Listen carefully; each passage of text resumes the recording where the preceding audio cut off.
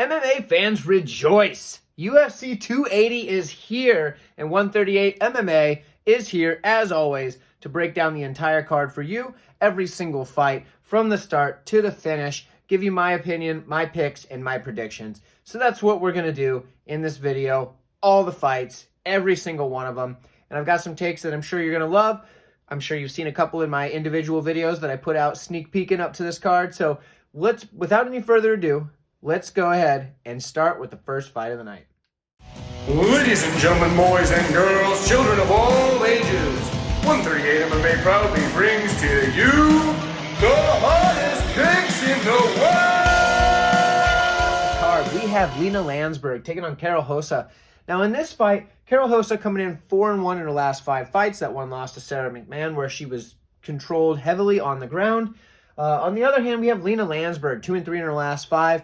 A bit of a shoddy record towards the later stages of her career. She is 40 years old. That's just going to happen, especially when you're facing a lot of these younger fighters. Now, I know in her last fight, she fought Penny Kanzad, who she's fought, 3 times now, just in different, some in MMA, some in Muay Thai. She's fought her quite a few times. But on the other side, we've got a younger, up-and-coming Karol Rosa. Had a little more star power until Sara McMann sucked it out of her, but still got some potential there to be a contender in the division. So for me, this fight's going to be fairly easy to predict in the sense of where it should be taking place. Now, I know that Lansberg will take you down from the clinch occasionally, and I know that Rosa probably can see a path to victory on the ground against someone like Lansberg, who traditionally wants to be in that Muay Thai clinch and using those elbows. But I think this is going to be a striking battle, more or less. So this is basically going to be the volume, which is probably going to be about 2 or 3 times the amount of Lansberg on the Rosa side, or those nasty Muay Thai elbows in the clinch, coming off the cage, things like that. That's the best path to victory for Lansberg. They don't call her the elbow queen for nothing. Lansberg can cut you open, maybe get a doctor stoppage. Her elbows are just gnarly. I don't know how she does it, how she throws them with such precision. They seem to slice a little bit better than elbows you see from others in women's MMA in general. So Lansberg's got that nasty style of that Muay Thai. She will trip you up from that clinch. She will use the knees as well, work in some dirty boxing.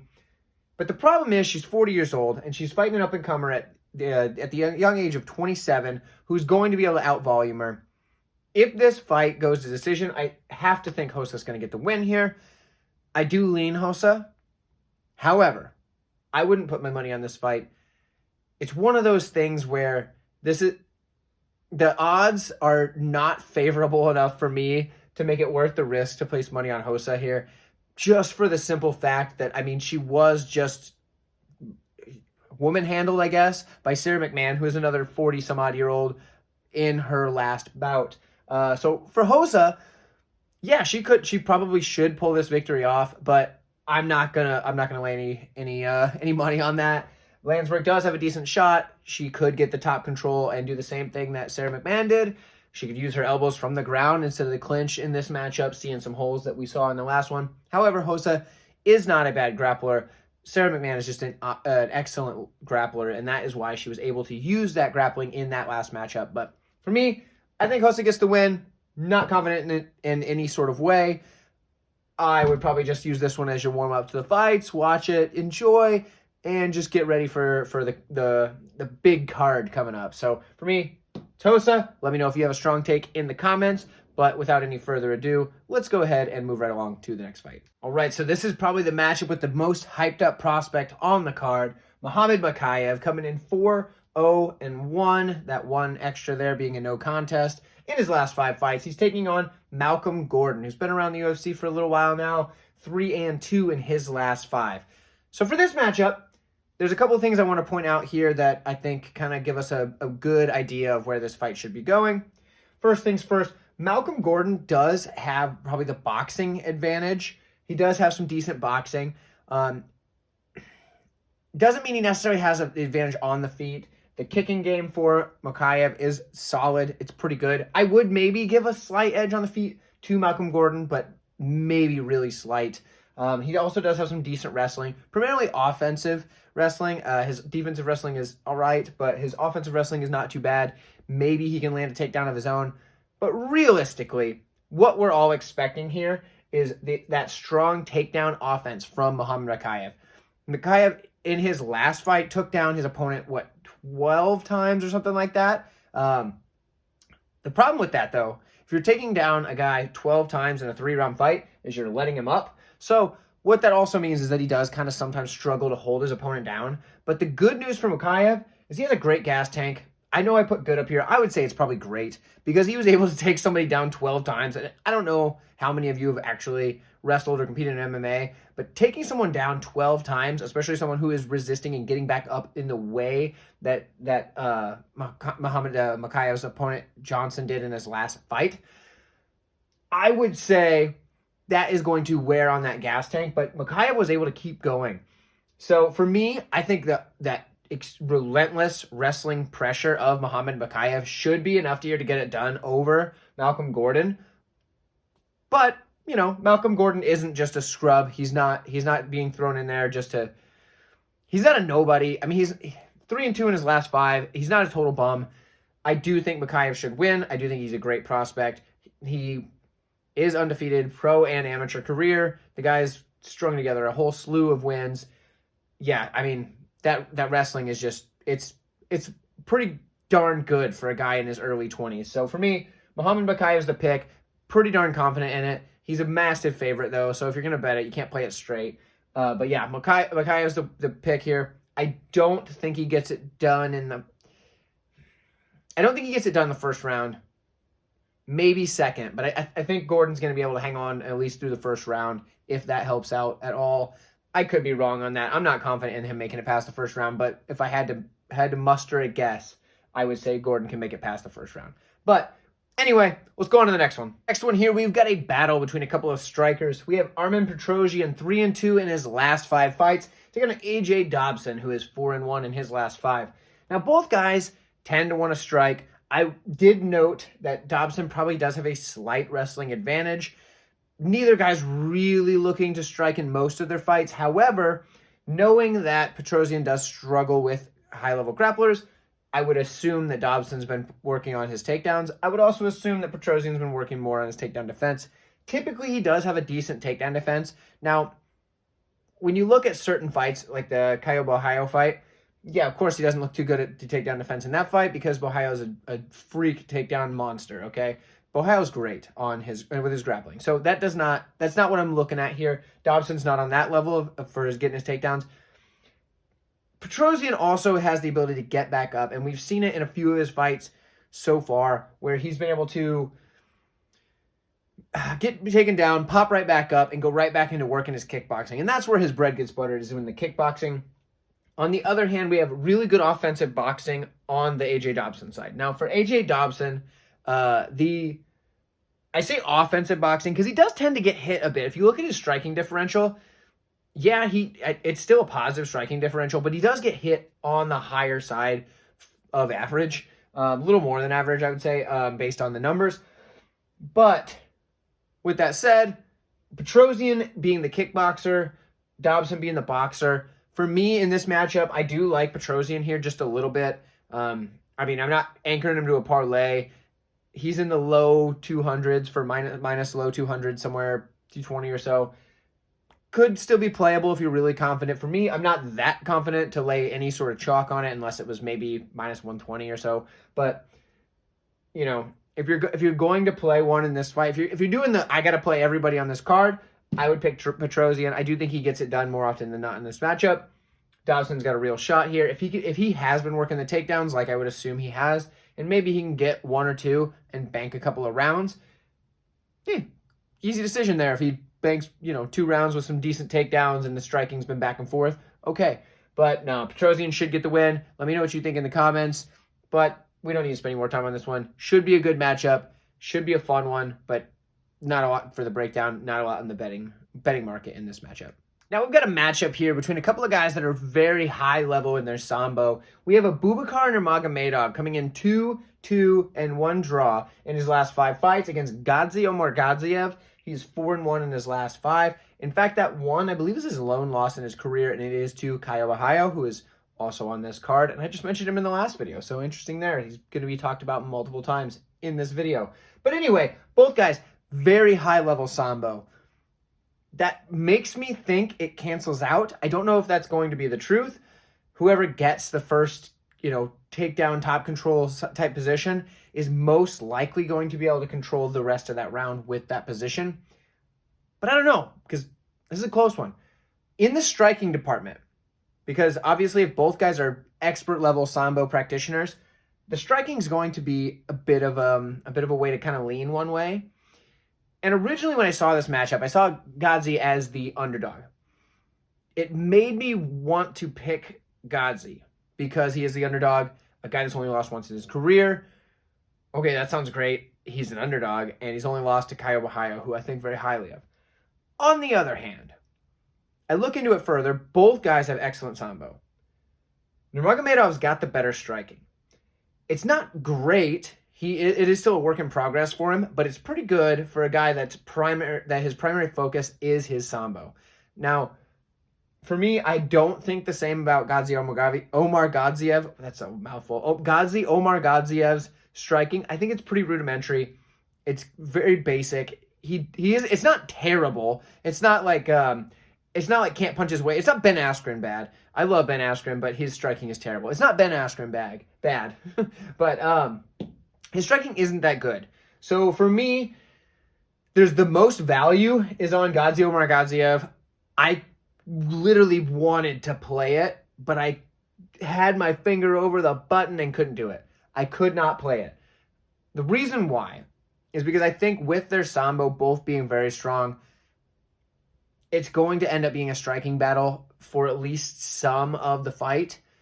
And Nurmagomedov's got the better striking. I'm not going to play Nurmagomedov either. I'm going to leave this one off. The reason I say that is because it is very close.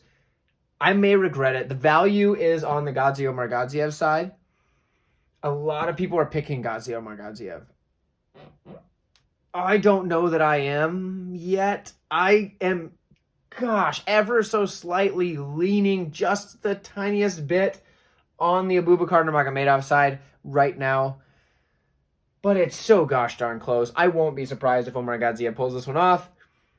The reason I'm picking him, like I said, is that slight striking edge. If you have a strong take the other way, if you think that the sambo on Omargadzhiev's side is that much better, please let me know in the comments. Let me know what makes you think that, because maybe I need to rethink my decision on this one. I feel like I got a pretty good read on it, but maybe not. This one is a tougher one for me to call, and you know what? Sometimes you just have those on a card.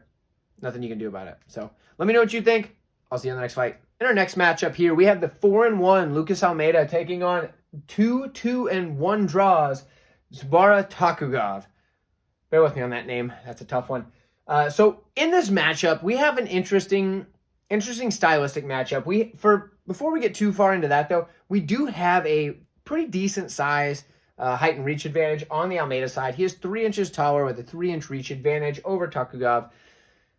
And that's going to play into that stylistic kind of interesting matchup we have, okay? I wouldn't say it's a clash of styles. I wouldn't say it's a big drastic difference. It's more of who can get the fight to the style they want quickest.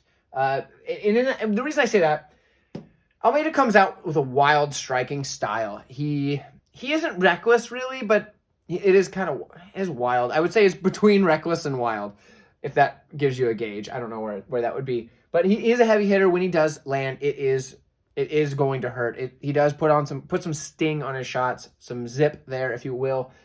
On the other side, Tukhugov is a good boxer.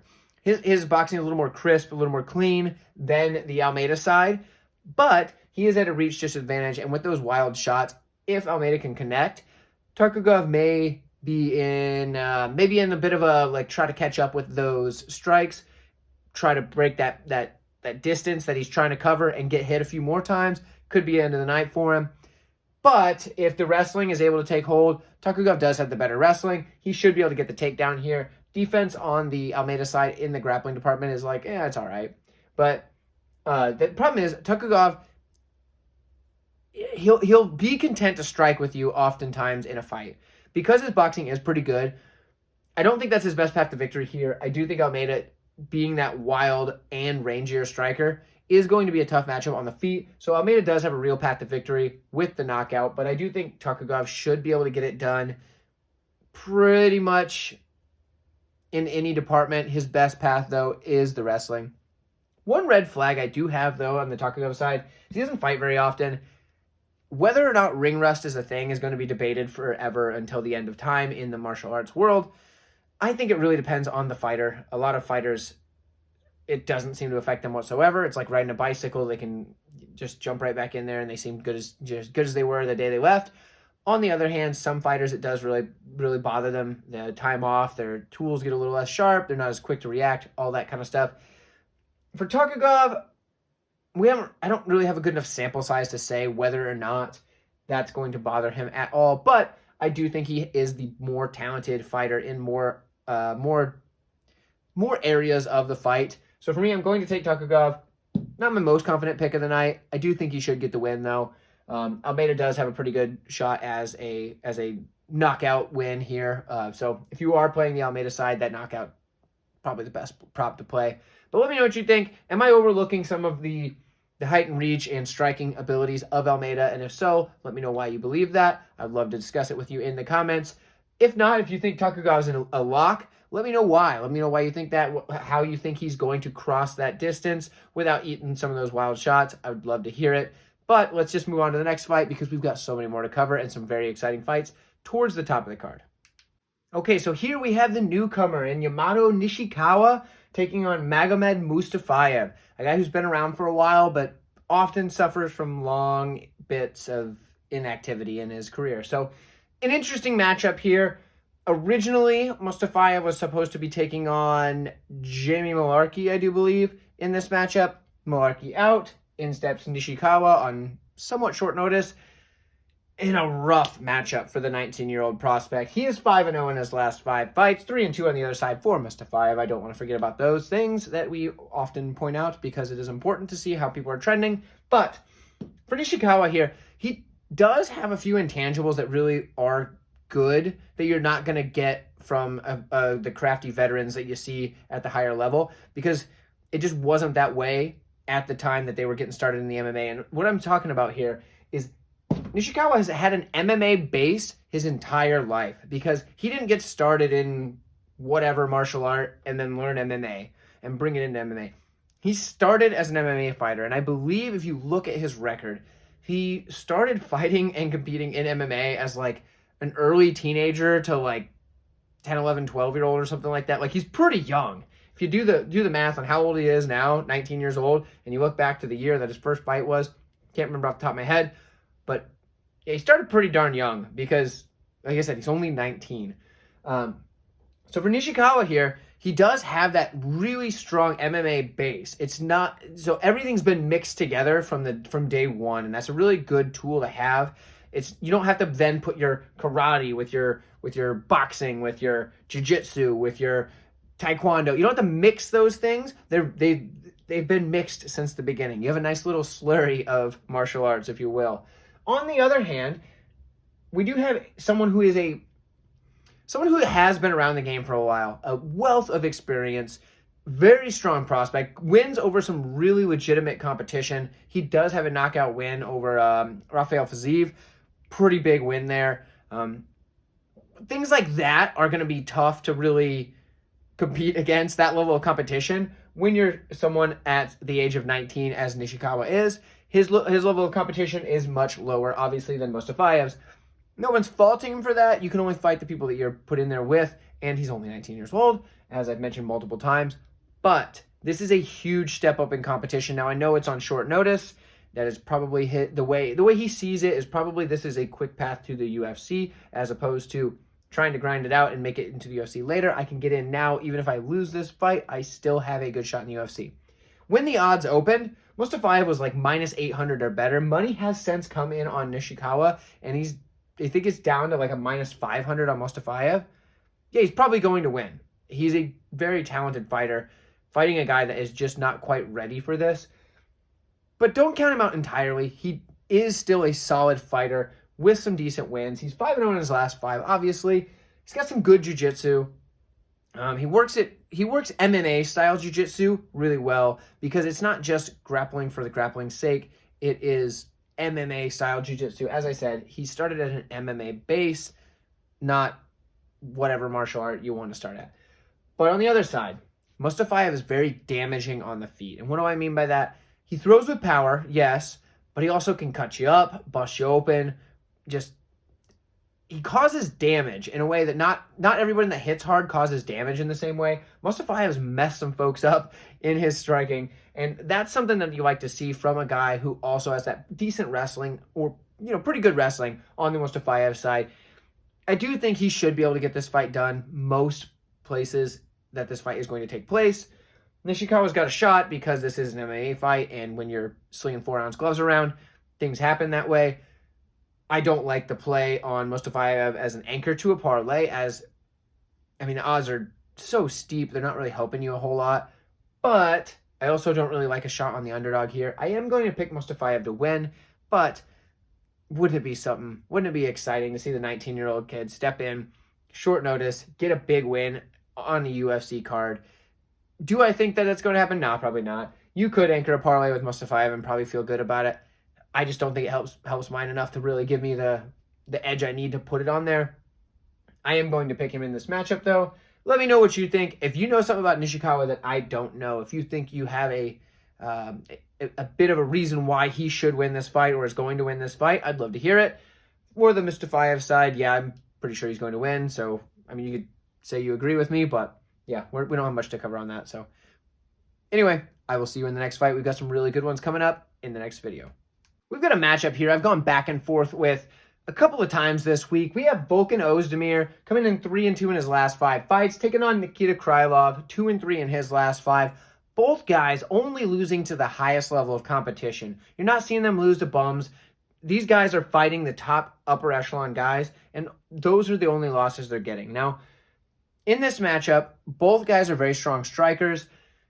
I do lean one way on the striker, and who I think is just the slightly better striker, but we're going to get into that in a moment. Something I wanted to point out first is the bit of a reach advantage here. Both guys are about the same height, but the reach is 2.5 inches in favor of Krylov.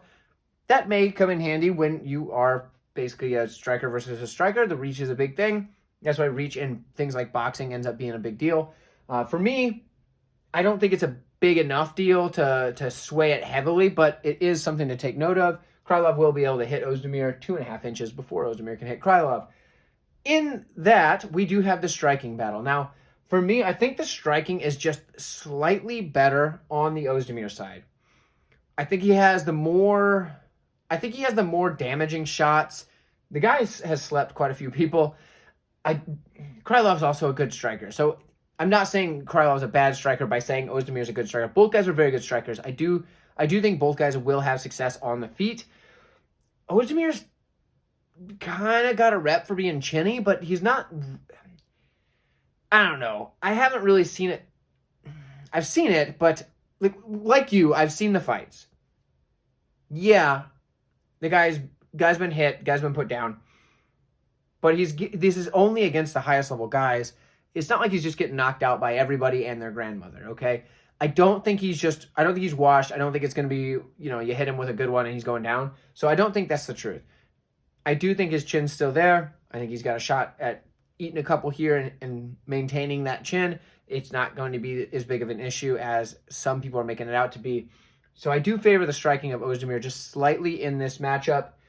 I will say, Krylov does mix it up better. He does have decent wrestling, and he mixes up his takedowns with his striking at a decent level. The way he mixes it up is going to come in handy in a matchup where you do need that edge against someone who may have just the slightest striking advantage over you.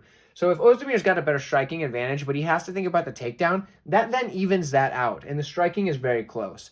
So for me, that does change things quite a bit. The thing that we have to take into account, though, is an 86% takedown defense in the UFC for Oezdemir, and that's a really, really good number, considering he's fought the likes of Glover Teixeira, for example. He's fought, some of the best in that light heavyweight division. Magomed Ankalaev, he's fought some of the best in the division. With that said, he still maintains an 86% takedown defense in the UFC. Oezdemir does come in as the underdog here. The value's on Oezdemir. I've gone back and forth. I was on Oezdemir earlier this afternoon, but this morning when I woke up, I thought Krylov was going to win. 10 minutes ago, I thought Krylov was going to win. Now I'm slightly leaning Oezdemir, especially with the value being on him. And he's coming off of a nice win in that Paul Craig fight. I'm going to take Oezdemir here at this point in time. If it changes, I'll let you know. Right now, I'm leaning Oezdemir, but gosh, just this little bit, and basically because of there is the value there. It might be worth a small shot. I think he can get it done still. I don't think he's washed. I think Krylov's pretty darn good as well. But give me Oezdemir in this one. Let me know what you think. I think this fight is close. If you don't think it's close at all, let me know why you think that and who you think is the clear landslide favorite. I would love to hear it. But if nothing else, let's just move on to the next fight. We've got some really awesome ones coming up in the next couple. I am stoked for this matchup. We have Caio coming in 5-0 in his last 5 fights. Makmud Muradov coming in 4-1 in his last 5. Now this matchup is the boxing of Muradov taking on the pressure grappling or karate style on the feet of Borralho. For Borralho, he has some of the best jiu-jitsu, some of the best takedowns, some of the best control. He keeps you on the ground once he takes you down. He has some of the best that we've seen in this division. Now, on the other hand, Muradov's no slouch. Dude can box. He's got these really crafty knees. He'll sneak in there. He has like 3 wins by knee. So, flying knee, sneak it up the middle, whatever. The dude can sneak them in there, mix them with the hands. He can knock you out from a few multiple different angles. But he also has a high output. So when he does come forward using those strikes, that is going to be his best path to victory against a guy who does hold his hands pretty low from that karate-style stance that Borralho does have from the feet. So this fight's going to go a couple of different ways. 1, Muradov's able to take control on the feet. Borralho can't get the takedown. We end up seeing Borralho get chinned by Muradov because he is able to use that boxing or those knees to hit the exposed chin with the hands low from Borralho. Or the more likely outcome. Borralho takes Muradov down, mauls the guy, probably gets a sub, maybe a TKO pretty early in the fight because Borralho is savage when he does it. He just wraps you up, controls you, and mugs you. Something, though, to take into account that I thought was kind of interesting. Muradov is like 6'2", where it's 5'10" on the Borralho side, but the reach is only a half inch in favor of Muradov. So for me, that seems interesting. That means A, Borralho has long arms, but B, that reach advantage isn't really there for Muradov, even though he is the much taller fighter. But he is a big, powerful guy. That length that he will have will be in the legs, but he's more of a boxer. So for me, he'll have to use he'll have to use the hands to win on the feet. Obviously mixing the knees like I mentioned. But for Muradov, if he can take control of this fight on the feet and not get taken down, he has a really strong path to victory. But Borralho should win this fight. Probably 9 times out of 10, he's able to get that takedown, secure the takedown. Once he gets it down, you don't get back up. I do not see Muradov getting back up after Borralho takes him down and secures control. If he does, it won't happen for very long because he'll get taken right back down. Borralho's got super, super awesome grappling. Those takedowns are relentless. The top pressure is so freaking lights out. And like I said, that Brazilian Jiu-Jitsu that he has, once he gets you to the mat and is starting to wear on you, he can put you out from just about anywhere on the mat. So for me, Borralho's the clear pick here. I really like him, even at the odds at minus 200 or so. Yeah, I think Borralho gets this win probably 8 or 9 out of 10 times. Muradov's a solid fighter, though. This is a good fight. He does have a shot in this matchup. It's not totally one-sided, but Borralho is a really skilled prospect that I think we're going to see big things out of him going forward in the UFC, especially if he can figure out what to do with his hands, keep them up a little bit higher. Even with that karate stance, you don't need to keep your hands by your hips. This isn't karate. This isn't point karate. This is MMA. Keep those hands up. Other than that, he doesn't really have a whole lot I can complain about. So that's my pick. If you think I'm crazy, let me know. If you're also pretty high on Borralho, I would love to hear about it. I'm pretty sure most people are picking him, though. He should be the clear favorite here. So Anyway, let's move on to the next one. We got some really good ones coming up. Here we've got a really interesting matchup between a couple of top-tier wrestlers in Sean Brady and Belal Muhammad. For Sean Brady, 5-0 his last 5 fights. For Belal Muhammad, 4-0-1. That one is a no contest to Leon Edwards. We all saw the eye poke. It was pretty rough. I get it. So anyway, both guys undefeated in their last 5 fights. Both guys have had a pretty darn good run as of late and use a very similar style of wrestling and pressure to overwhelm their opponents. There is a slight difference in their style, though, and I'm going to cover that here in a moment. So first, let's talk about Sean Brady. Sean Brady has top-tier takedowns, and he has top-tier pressure. Once he takes you down, he can grind you out, put that work on you. It's really incredible. Watching him work from the takedown to the ground, to just working through the steps to control the guy on the ground, control his opponent. It's pretty impressive. It really is. Something else, he doesn't get taken down. You're not going to take down Sean Brady, but why would you want to? The guy will toss you around on the ground. However, he's going up against a guy in Belal Muhammad who also has really high-level wrestling. And yes, his takedowns are really good, but he also works that cage push pretty darn well. He works that probably better. I would say the cage push on Muhammad's side is better than Brady's, whereas Brady's like straight-up takedowns might be just a little bit better than Muhammad's. Also, Muhammad also does have the great takedown defense, so neither guy gets taken down. So if one of them can get the other guy to the ground, that's going to be a huge step in this matchup for them, cementing themselves as the superior wrestler. For me, I don't think that's going to be easy for either of them. I think both guys are going to really have to work if they want to get takedowns. So for that, I think that this fight is going to take place on the feet, at least for a large portion of the first, maybe second round. I don't think either guy's getting a takedown early. Both guys are going to be ready for that. Both guys are going to be able to use their takedown defense pretty well.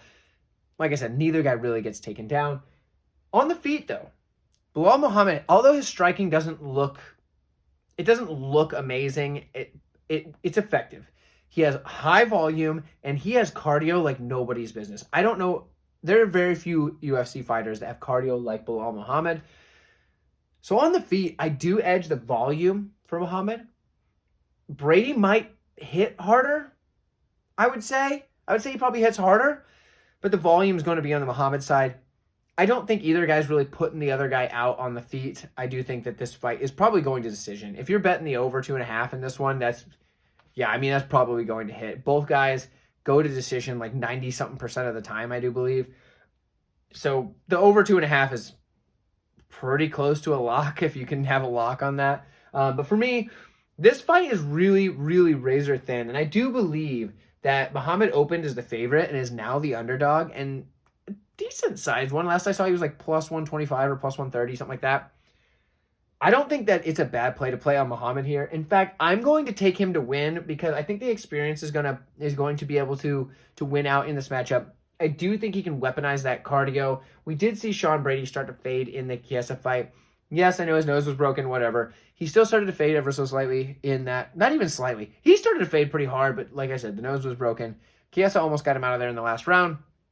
I don't think Belal Muhammad ever will fade. That guy just keeps coming forward. Unless you poke him in the eye. I guess poking him in the eye does shut him down pretty quick. But thankfully for Muhammad, that is against the rules in MMA. So for Muhammad, I do think he's going to be able to have the better moments on the feet. It is completely unknown for me, and for any of you that say you know who's going to be the better wrestler, you're out of your mind. Both of these guys, top-level wrestling. Neither guy really gets taken down ever, and if they do, they pop right back up. So it's totally unknown. So I'm only going off of what I do know, and I know that Belal Muhammad probably has the better cardio and probably has the higher volume on the feet. So for that, I will take Muhammad as the underdog here. Not my most confident pick of the night, but it's worth a small stab if you ask me. He's a pretty darn good fighter. Like I said, he's only fought some of the top guys as of late, and he's looked really good doing it. The only fight that didn't really look good for him was the Leon Edwards fight. I do think he was losing that fight before the eye poke, but at the same time, it is a no contest. Sean Brady has not fought anyone of the level of Leon Edwards. He's fought some good competition, but not Leon Edwards level, as that is the champion of the world at the current weight division that these guys fight in, which is welterweight, if you didn't know.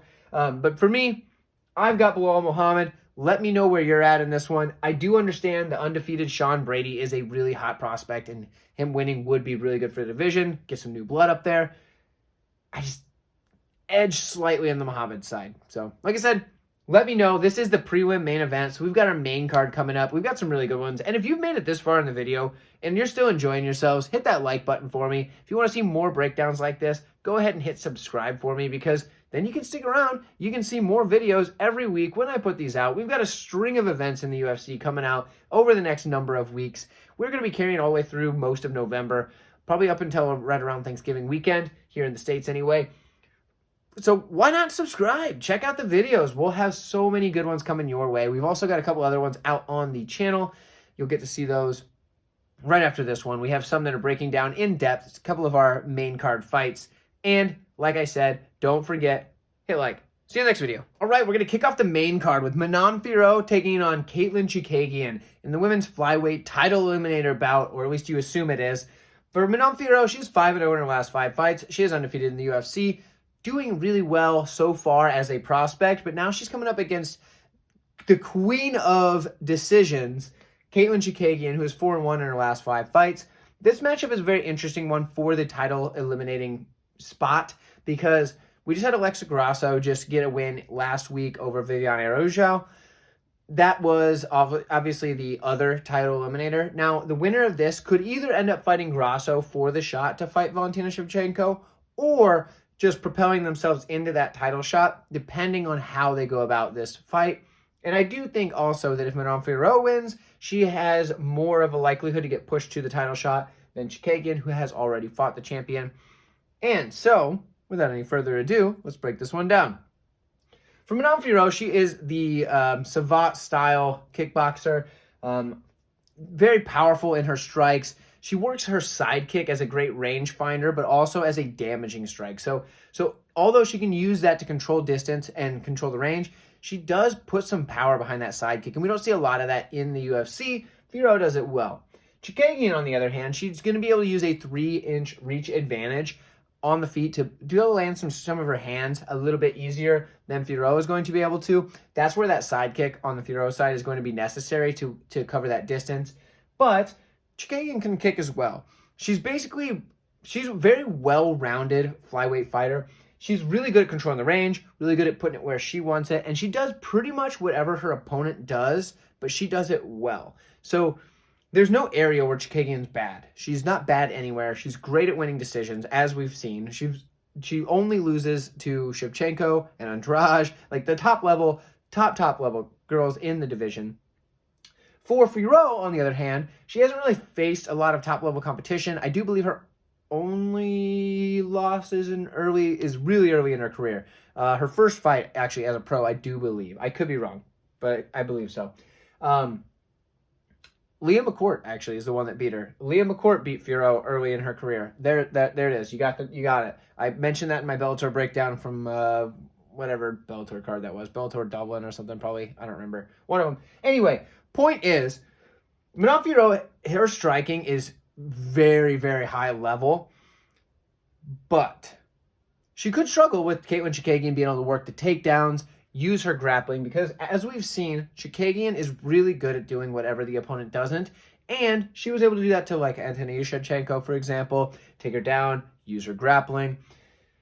I think that this matchup is going to be a tough one for Fiorot to win. However, if she can get it done, it should propel her to a title shot, because if you can beat Katlyn Chookagian, you deserve a title shot. That's just kind of how it works in this division. For me, I wouldn't bet on this fight. I know that Chookagian, it's the old trope is like things that are sure in life, death, taxes, and Katlyn Chookagian by decision. Yeah, probably. I'd play the over in this fight. I do like that. I don't think either girl's going to get a finish. Chookagian's tough as nails. Fiorot is going to be hard to finish for Chookagian because she goes to decision. Someone's probably getting the decision. For me, I'm going to slightly edge the prospect in Fiorot, but not confident in whatsoever. I might just be wanting to see a prospect come up and get to that title shot. So I'm going to just the slightest bit edge Fiorot. I'm not sure if I'm just projecting my want for a new prospect at the top of the division. So that could be that. Katlyn Chookagian, you can't count her out in this fight. She's a very talented fighter. If she wins this, I won't be surprised at all. Leave this one off your cards. one of my least confident picks of the night, but I'll take Montefiore. Let me know if you've got a strong opinion about it in the comments, but otherwise we'll move on to the next fight. We've got a couple of really good ones here on this card, as you know. We've got a good matchup here between a couple of really heavy grapplers. We've got Mateusz Gamrot coming in 4-1 in his last 5 fights. Beneil Dariush 5-0 for him. This matchup is going to come down to it's probably going to come down to whether or not Gamrot can get on top of Dariush, or Dariush can either A, keep it on the feet, or get on top of Gamrot. Dariush is probably going to have the little bit craftier striking. He does have more tools in his toolbox from the standing department, I would say. Gamrot does have some serious power, though, so you can't count him out there. Gamrot's going to have a strong wrestling. He's going to sling together a high volume of takedowns, but both guys can stuff takedowns. Both guys have a very, very high takedown defense. I would say that the ground skills are both going to be very similar. Both guys, whoever gets on top is going to have the advantage on the ground. The striking edge is slightly in favor of Dariush, but here's something that gives me pause. Dariush is coming off of a broken leg. Broken leg is not something that you want to toy around with. It is a big injury, especially when you are about to throw that leg at your opponent to cause damage to them, especially in a matchup with a guy like Gamrot, who is tough as nails, can come through, can go as many rounds as needed. We saw that in the Sarukian fight. I thought Sarukian won that fight, but we did see it. Gamrot was able to go all 5 rounds. He did get the nod in that one, even if the judges were wrong. But either way, Gamrot is a heck of a fighter, and it could be a tough guy to come off of a serious leg injury, that broken leg. That's going to be a hard person to come in and fight off of a broken leg. Dariush does have the skills. He is a live underdog here. I would leave this one off my card. I know I'm going to get flack for saying, oh, you always say leave it off your card. You don't bet on anything. I've got some bets on this card. I would say there are some really good bets on this card, but this one isn't one that I'm super high on betting. I do like Gamrot just ever so slightly over Dariush with the broken leg that he's returning from.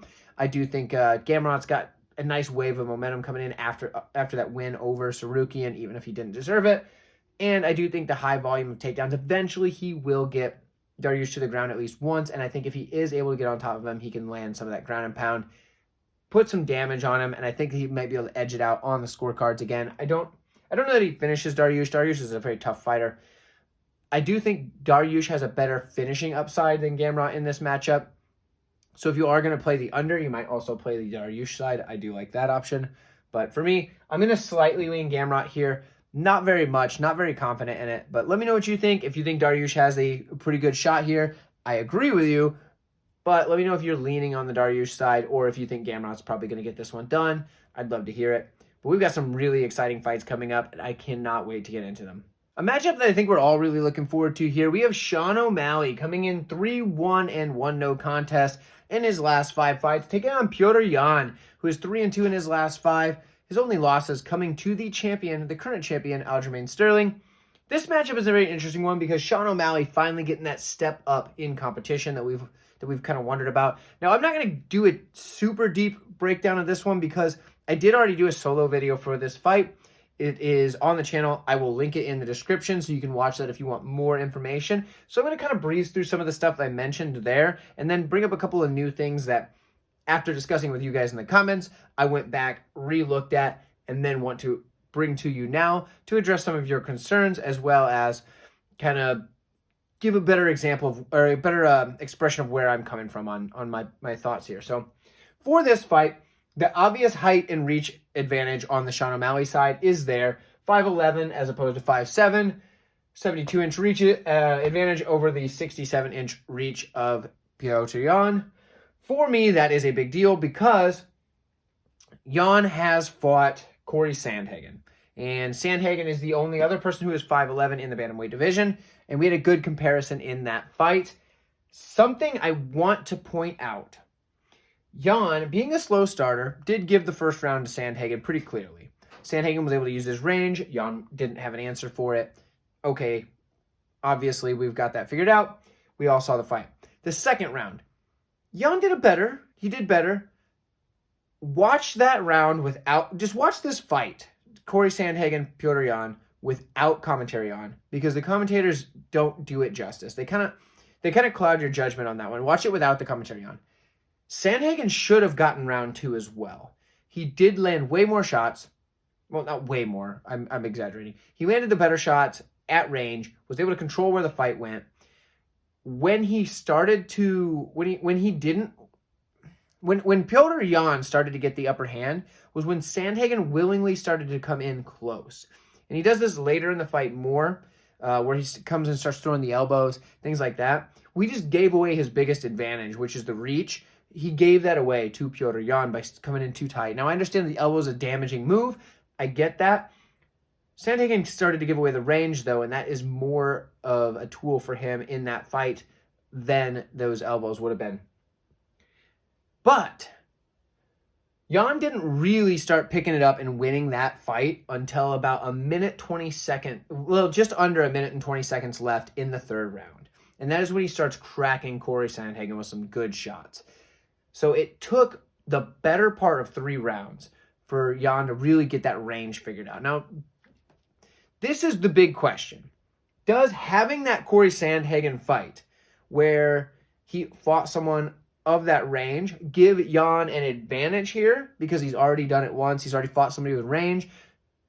It's going to be an experience that he can now use in this fight with Sean O'Malley. Or do we then say, oh, Yan struggled with the range of Sandhagen. Sandhagen didn't continue to use his range throughout the fight. He probably could have and had a little bit better result. It was a very close fight. Sandhagen did very well.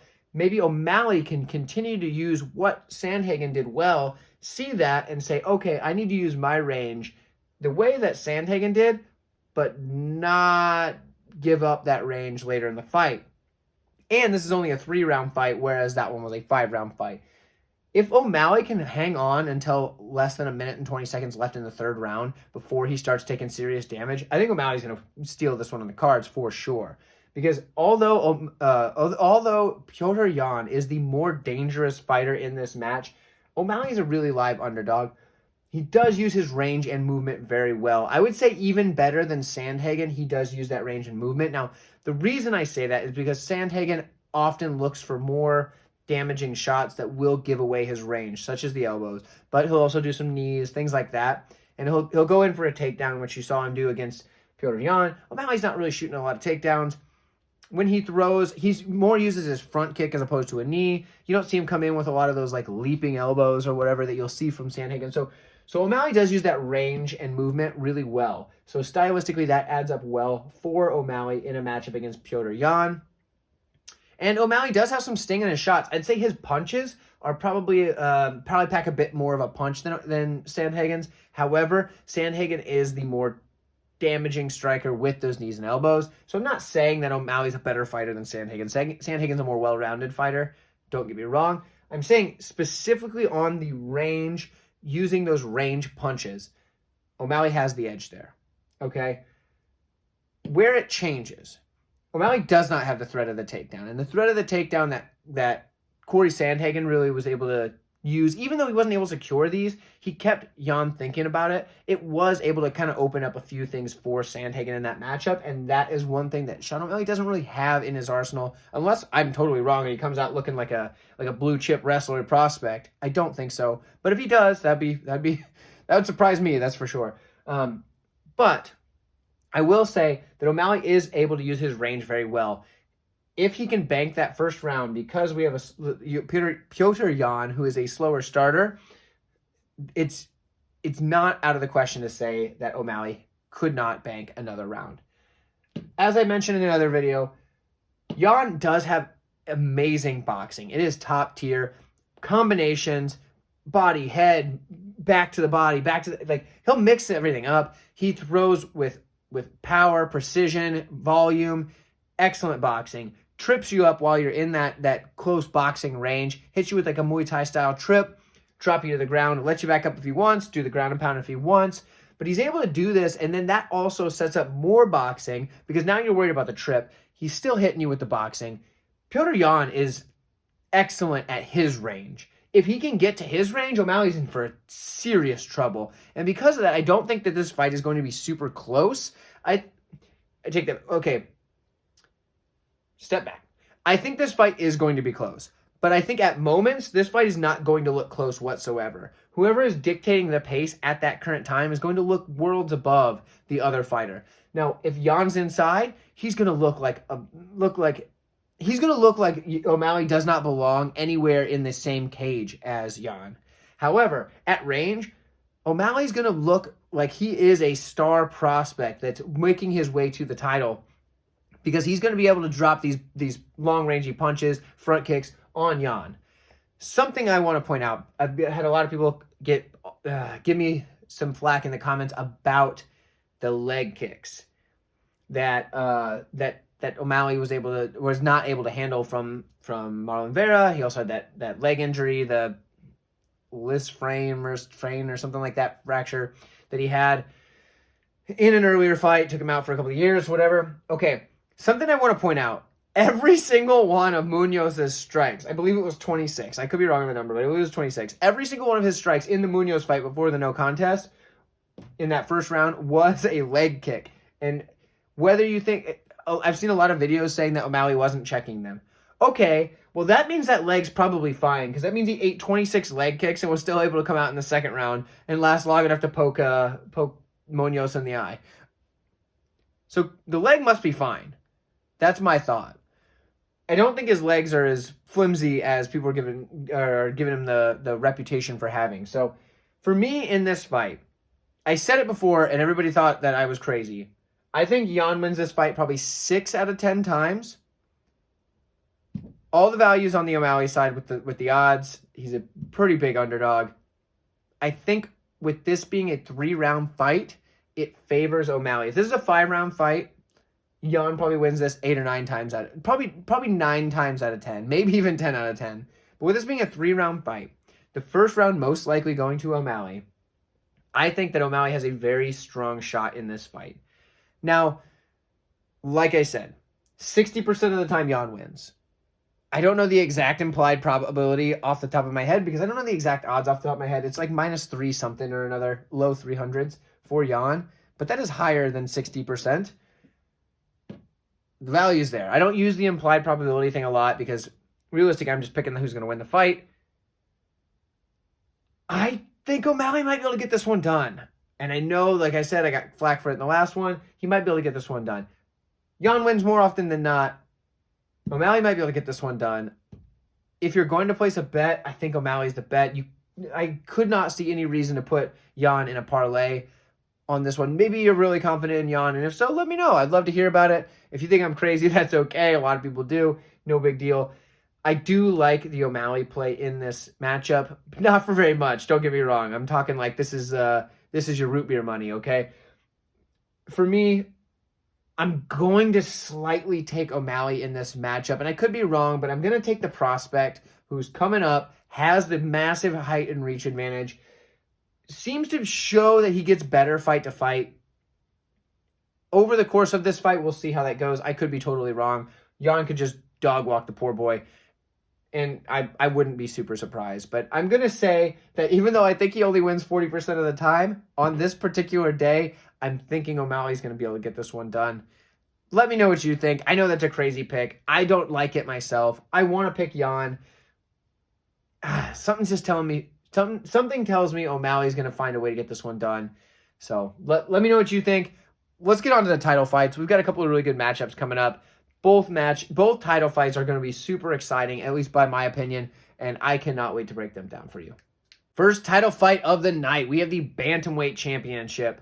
We have the champion, Aljamain Sterling, coming in 5-0 in his last 5 fights, putting his title on the line against the former champion, who never lost it, but was stripped of the title after failing a banned substance test or what have you for EPO, I believe it was. But he's 4-1 in his last 5 fights. That one loss is at flyweight to Henry Cejudo, so a different division.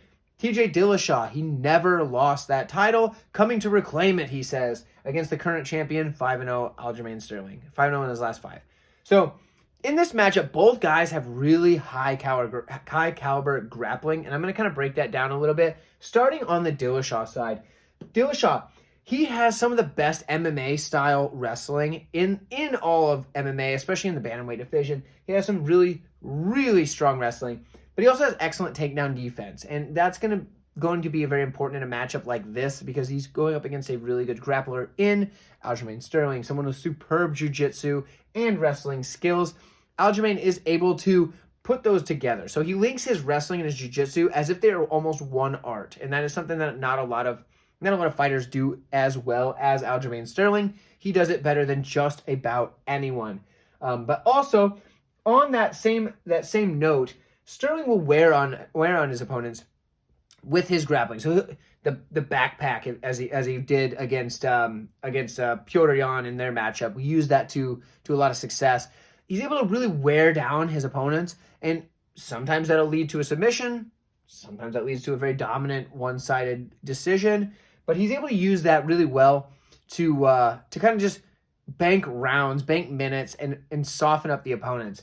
On the Dillashaw side, though, like I said, he's hard to take down. So for Sterling, if he can get the fight to the ground, okay, he might be able to use those things. But getting that fight to the ground is going to be easier said than done because this fight is obviously going to start on the feet, as all fights do. And in that, although I think that the 4-inch reach advantage is going to play a role for Sterling, and he does have some underrated striking, I think the clear better striker here is TJ Dillashaw. Now for Dillashaw, he has that really nice head kick that he throws off the 1-2, comes in with his standard 1-2, the jab, the cross, comes with that head kick. He's knocked quite a few people out, or at least, dropped them and then finished them with some ground and pound. With that head kick, even more important than that, it's going to be hard to slow down a guy with the pressure of TJ Dillashaw because he walks through damage as if it's nothing. We've seen it in a lot of his fights. He did it against Corey Sandhagen. The guy just kept coming. And how do you stop a guy that just keeps coming? Well, you keep trying to put damage on him, but eventually, if the guy keeps walking through your damage, he's either A, going to get you, or you're going to have to turn his lights out. Or in this case, maybe take him to the ground. Also easier said than done. For me, I think Dillashaw is able to use that ability to take damage, and he showed that even at this point in his career, he's still able to do that. He also has probably the superior cardio. Yeah, maybe it's from taking banned substances for years, but either way, if the guy's juicing, I'm gonna take the juicer. Right? I know that maybe he might not like the guy, but like he's taking a clear performance enhancing substance.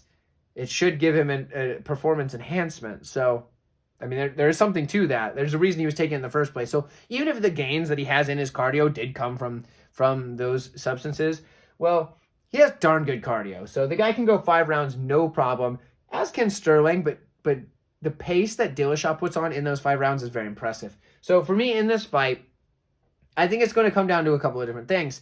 Can Sterling get the takedown? Well, yes, but he's going against someone who has excellent takedown defense, so easier said than done.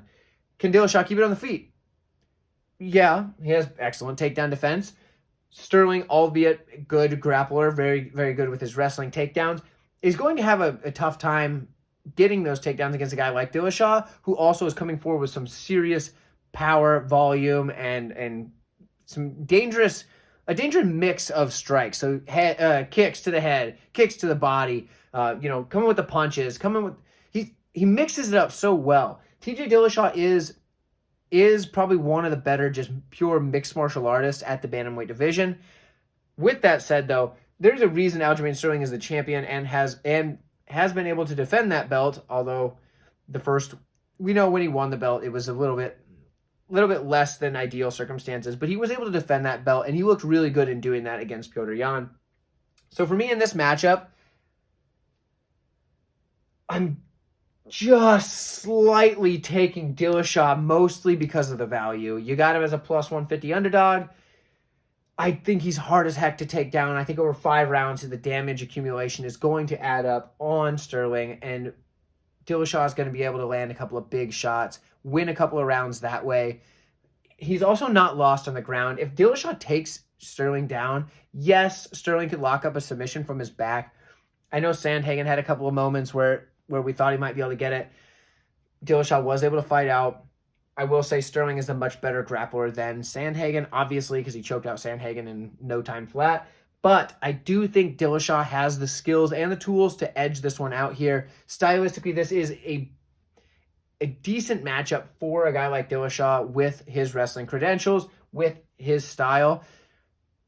I won't be surprised if Sterling gets the win, but I do like the value on the Dillashaw side, and for me, that is going to be my pick in this matchup. If you have a strong feeling either way, if you believe Aljamain Sterling is the rightful winner in this fight, should be the favorite as he is, and will win this fight without any trouble, please let me know in the comments what you think, why you think that. If you agree with me, if you think Dillashaw's got a pretty darn good shot in this and is worth taking a shot on the dog, let me know. I do think Dillashaw probably wins this fight maybe 5 out of 10 times, which leaves it about 50-50. I think in this matchup, I do think that high-level experience is going to pay dividends for both guys, but Dillashaw should get the nod, in my opinion, on this one. I could be wrong. I've been wrong in the past. I did pick Petrosyan to win the rematch against Sterling, and I was wrong. So, like I said, let me know. We have a big-time main event coming up. I've already broke it down one time earlier this week. I have a video out. It's probably one of my prouder videos, I would say. I think I put the details really into that one. So I'm not going to spend a ton of time on the main event. But without any further ado, let's get into that main event because it is a fun one.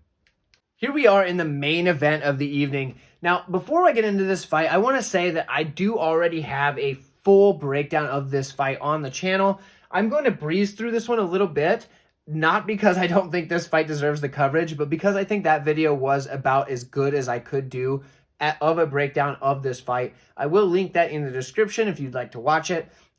It is my recommended viewing for my pick and prediction of this fight. It has not changed whatsoever. I did not find anything else in my research, and I have done as much research as you possibly can on this fight.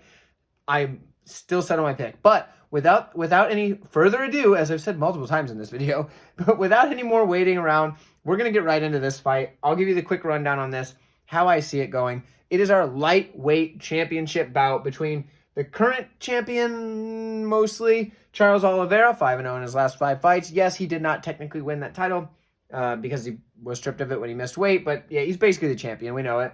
And then the 5-0 on his last 5 fights, we got Islam Makhachev coming in as well. So this matchup is an interesting one because basically the longer the fight goes on, the pendulum shifts the opposite way.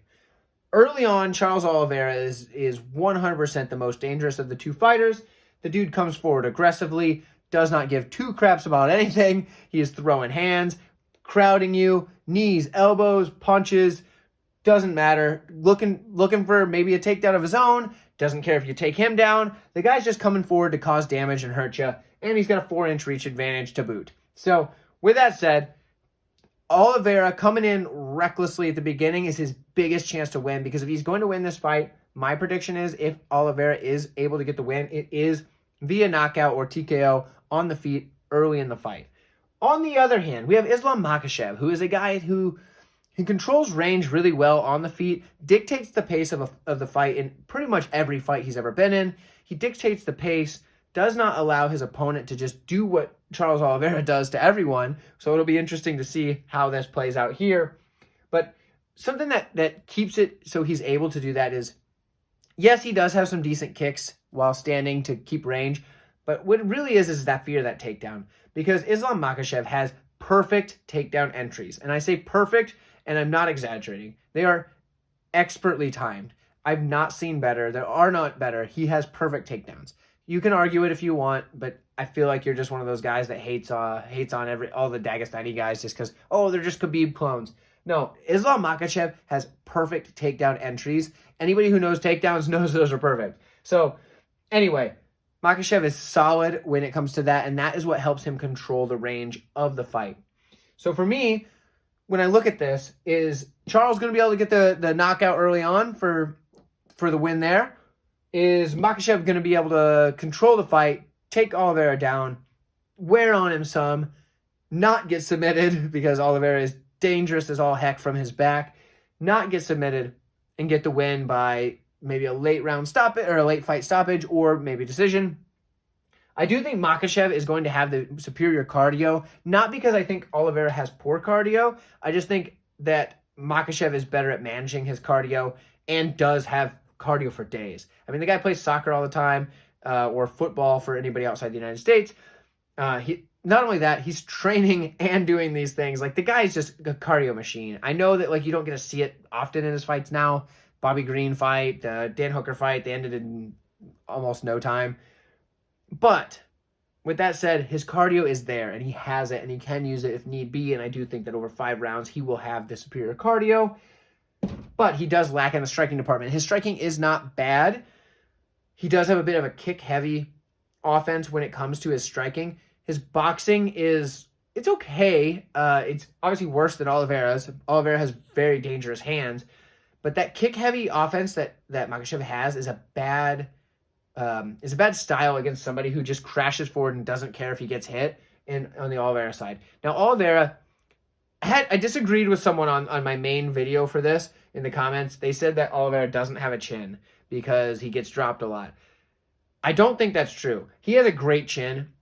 Yes, he gets hit and dropped, but a lot of the time he just goes to the ground, so you go down there with him.